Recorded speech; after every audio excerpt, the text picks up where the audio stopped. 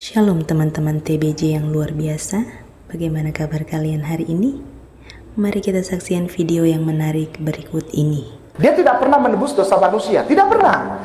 Dan di dalam Bible tidak pernah ada ayat tulisan begitu, tidak pernah ada. Tidak ada. Tidak ada. Di dalam Bible tidak pernah. Nah, tadi yang sudah kita dengar itu kan dia mengatakan bahwa di dalam Alkitab atau dalam Bible itu tidak pernah ada dikatakan Yesus menebus dosa manusia, menebus manusia berdosa itu ya. Nah, kalau dia mengatakan tidak pernah ada dalam Bible, apa yang dia maksudkan dengan Bible? Biasanya kalau yang dimaksudkan dengan Bible itu kan seluruh Alkitab, ya. Nah, saya heran kalau memang dia mantan pendeta yang belajar dengan baik, bagaimana dia bisa mengatakan bahwa tidak ada sama sekali menebus dosa manusia atau menebus manusia berdosa. Saya kira terlalu banyak ayat yang menyatakan itu ya. Saya berikan contoh saja di Galatia pasal yang ketiga, ayat yang ke-13. Kristus Yesus telah menebus kita dari kutuk hukum Taurat. Jelas, eksplisit. Telah menebus kita. Lalu Galatia 4 ayat yang ke-5. Ia diutus, ia di siapa? Menunjuk pada siapa? Ya, ayat sebelumnya. Tapi setelah genap waktunya maka Allah mengutus anaknya, Tuhan Yesus, yang lahir dari seorang perempuan dan takluk kepada hukum Taurat. Ia ini bicara tentang anaknya Yesus. Ia diutus untuk menebus mereka.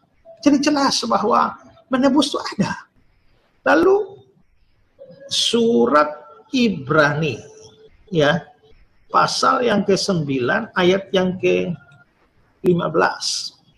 Karena itu ia adalah pengantara dari satu perjanjian baru. Iya, di sini kalau kita lihat ayat sebelumnya, betapa lebihnya darah Kristus. Jadi ini bicara Kristus. Maka ia itu menunjuk pada Kristus. Ia adalah pengantara dari satu perjanjian baru, supaya mereka yang terpanggil telah dapat menerima bagian yang kekal yang dijanjikan, sebab dia telah mati. Dia telah mati untuk menebus pelanggaran-pelanggaran, menebus dosa kita. Ya, jadi jelas bahwa ini ada. Ya. Matius pasal yang ke-20 ayat yang ke-28. Ya. Sama seperti anak manusia ini kan gelarnya Yesus. Sama seperti anak manusia datang bukan untuk dilayani, melainkan untuk melayani dan untuk memberikan nyawanya menjadi tebusan bagi banyak orang. Jadi Yesus datang itu untuk memberikan nyawanya menjadi tebusan bagi banyak orang. Nah, kalau begitu kita bisa lihat bahwa itu bukan kata-kata Paulus loh. Itu dalam kata-kata Yesus. Jadi gimana? Baik teman-teman, lagi-lagi ya ketahuan Pak Kainama menggembar-gemborkan kebohongan. Udah gitu beliau sangat percaya diri dalam menyampaikan tuduhan-tuduhan kebohongan. Kami sebagai orang-orang yang percaya kepada Yesus tidak akan terkecoh dengan kebohongan-kebohongan semacam ini. Karena Alkitab yang adalah firman Allah telah menyatakannya. Jadi jelas ya bahwa penebusan yang dilakukan Tuhan Yesus Kristus tercatat dalam Alkitab dan tidak hanya disampaikan oleh para rasul, tetapi Tuhan Yesus juga menyatakannya bahwa ia, Yesus, memberikan nyawanya menjadi tebusan bagi banyak orang. Di sini Yesus menyampaikan tujuan kedatangannya. Ingat, manusia telah berbuat dosa dan Allah telah menyampaikan akibat dari dosa itu adalah kematian. Dengan menerima penghukuman kekal di neraka, pertanyaannya, siapa manusia yang dapat membebaskan diri dari dosa dan penghukuman? Tidak ada seorang pun yang mampu. Seperti dalam Kejadian 6 ayat 5 mengatakan, ketika dilihat Tuhan bahwa kejahatan manusia besar di bumi dan bahwa segala kecenderungan hatinya selalu membuahkan kejahatan semata-mata. Jika seperti ini, maka bagaimana manusia bisa selamat dari kematian kekal di neraka? Saya mau sampaikan bahwa bagi Allah tidak ada yang mustahil.